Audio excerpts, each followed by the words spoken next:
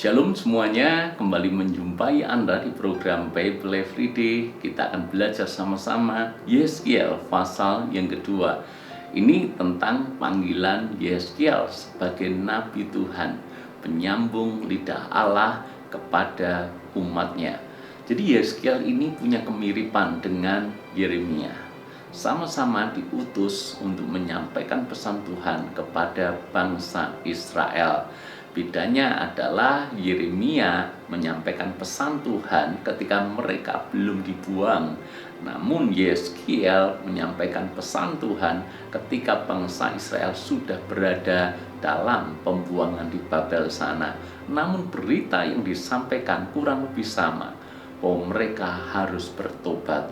Dan pesan yang disampaikan oleh Yeskiel ini tentu saja bukan pesan yang indah, bukan pesan yang menyenangkan telinga mereka, bukan pesan yang hanya sekedar menghibur mereka, tapi pesan yang memang datang daripada Tuhan sendiri. Kadangkala pesan itu datang sedemikian keras sehingga mereka bahkan tidak mau menerimanya. Pesan yang tidak menyenangkan telinga, yang bahkan mereka menolaknya. Namun yang menarik adalah dari ayat-ayat yang kita baca, Tuhan mengutus Yeskiel tujuannya bukan untuk mempertobatkan mereka. Misi daripada Yeskiel atau tugas utama Yeskiel bukan untuk mempertobatkan Yehuda.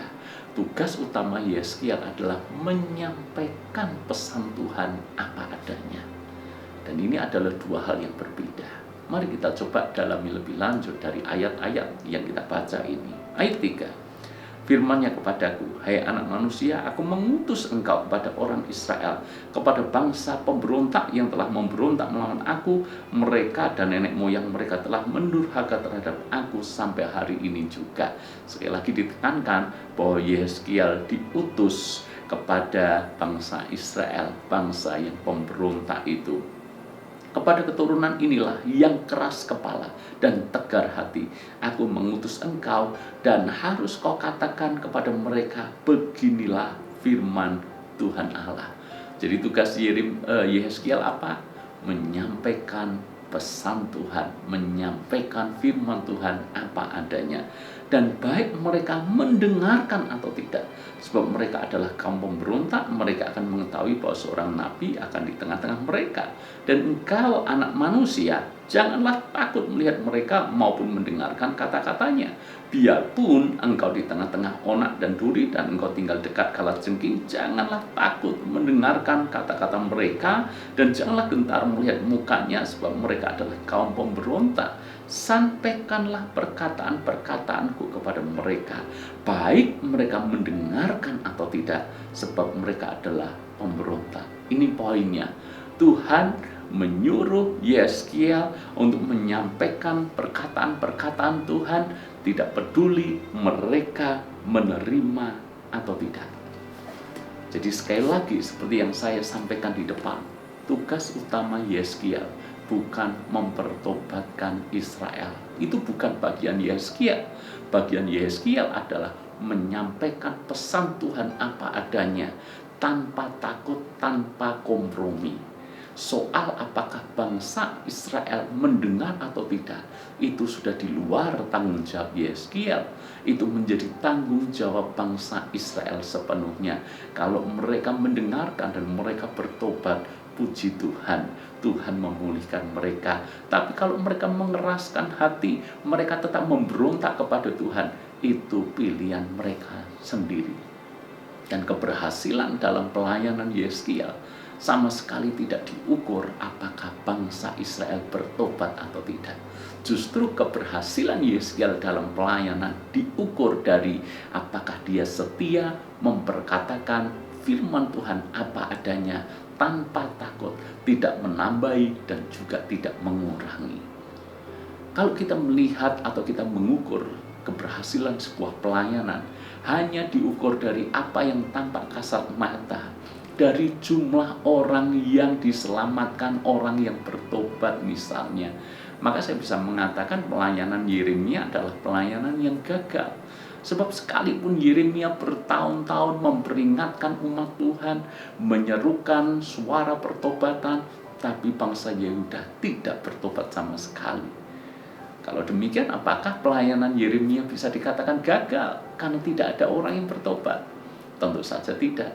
Di mata Tuhan, Yeremia tetap berhasil dalam pelayanannya karena Yeremia berani menyuarakan pesan Tuhan apa adanya. Kembali di kitab Yeskiel, pesan yang sama datang kepada Yeskiel, tugas yang sama datang kepada Yeskiel. Sampaikan pesan firman Tuhan apa adanya. Ukuran keberhasilan kita kadang-kala seperti itu. Secara pribadi saya pernah merasa frustasi. Saya pelayanan seolah-olah hasilnya tidak kelihatan. Saya berusaha menjangkau seseorang untuk percaya Yesus, untuk kenal Yesus, untuk menerima anugerah Tuhan. Tapi orang itu mengeraskan hati. Saya merasa saya gagal. Namun ketika saya mengingat kisah Yeremia, ketika saya mengingat kisah Yeskiel, itu menjadi penghiburan buat saya. Sebab seolah-olah Tuhan mau berkata kepada saya, siapa kamu sehingga kamu bisa mempertobatkan orang? Pertobatan itu adalah karya Roh Kudus semata, tergantung apakah orang itu membuka hatinya atau tidak. Jadi saudara, itu menjadi penghiburan buat saya. Tugas saya bukan mempertobatkan mereka.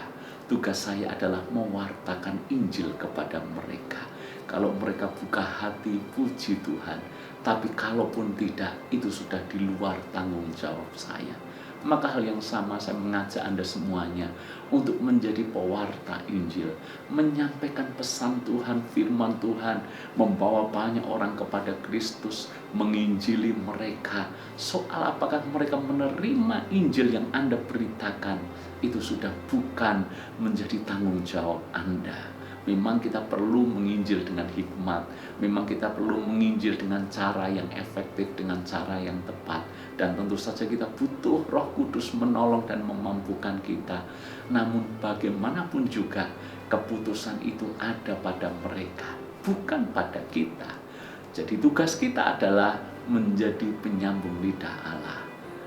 Dan ini biar menjadi penghiburan buat kita.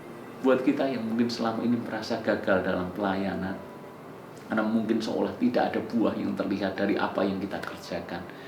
Namun percayalah, kesetiaan kita untuk melakukan firman Tuhan, kesetiaan kita untuk taat dengan kehendak Tuhan, itulah yang Tuhan perintahkan. Itulah yang berkenan di hadapan Tuhan. Saya mengatakan Yeremia adalah nabi yang sangat berhasil. Yeskiel adalah nabi yang sangat berhasil. Sekalipun memang tidak ada pertobatan yang terjadi pada diri bangsa Israel. Tuhan berkati.